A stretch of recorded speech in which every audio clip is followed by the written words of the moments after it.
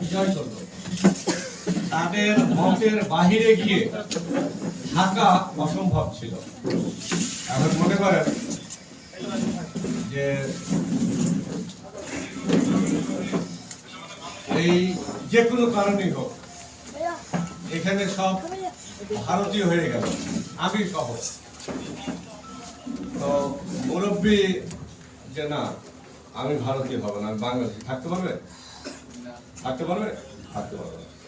মক্কা বিজয়ের পরে অবস্থা এরকম হলো যে মুসলমান না হয়ে আর উপায় ছিল না। অন্তর থেকে হোক, বাধ্য হয়ে হোক, সুবিধা পাওয়ার কারণে হোক, মুসলমান হয়ে গেল। যারা মক্কা বিজয়ের পরে মুসলমান হলো, আরেকটা চেয়ার দাও, ওই ভাইকে আরেকটা চেয়ার দাও, নিয়ে আসো, সামনে নিয়ে আসো।